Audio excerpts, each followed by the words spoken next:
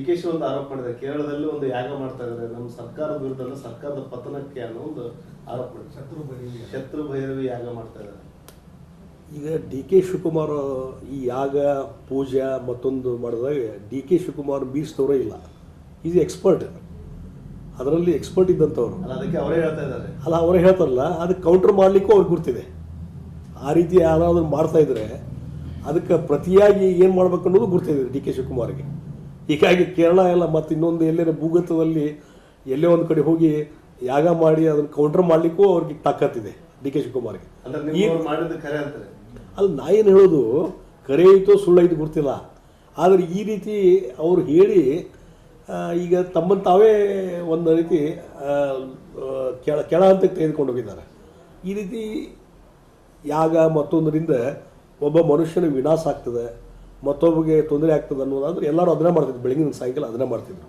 ಹೀಗಾಗಿ ನಾವು ಬಸವಣ್ಣವರ ತತ್ವವನ್ನು ಪಾಲನೆ ಮಾಡುವಂಥ ವ್ಯಕ್ತಿ ನಾನು. ಇಂಥದ್ರ ಬಳಿ ನಂಬಿಕೆನೇ ಇಲ್ಲ ನನಗೆ.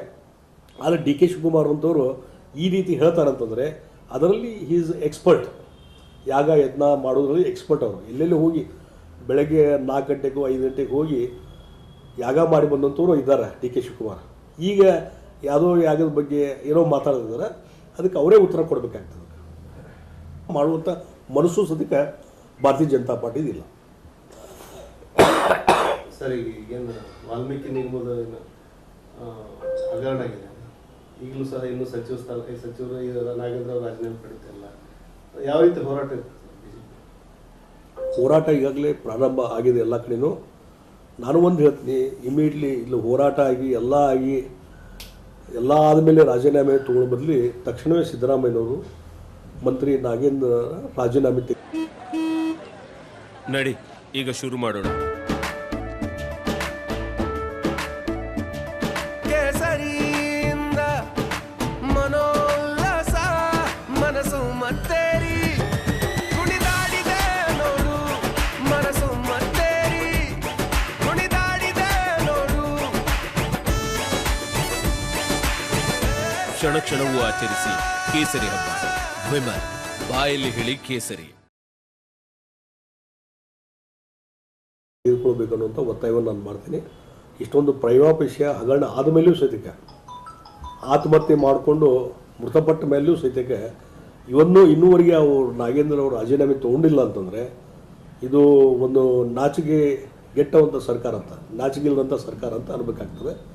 ಅದಕ್ಕಾಗಿ ತಕ್ಷಣವೇ ನಾಗೇಂದ್ರ ಅವರ ರಾಜೀನಾಮೆ ತಗೋಬೇಕಂತ ಒತ್ತಾಯವನ್ನು ನಾನು ಮಾಡ್ತಾ ಇದ್ದೀನಿ. ಈ ಒಂದು ಲೋಕಸಭಾ ಚುನಾವಣೆ ನಂತರ ರಾಜಕೀಯ ಬದಲಾವಣೆ ಆಗ್ತದೆ ಅಂತ ತಾವು ಹೇಳ್ತಾ ಇದ್ರಿ. ಈಗೆಲ್ಲ ಈಗಿನ ರಿಸಲ್ಟ್ ಹತ್ರ ಬಂದದ, ಯಾವ ರೀತಿ ಬದಲಾವಣೆ ಆಗೋದು ಚುನಾವಣೆ ನಂತರ?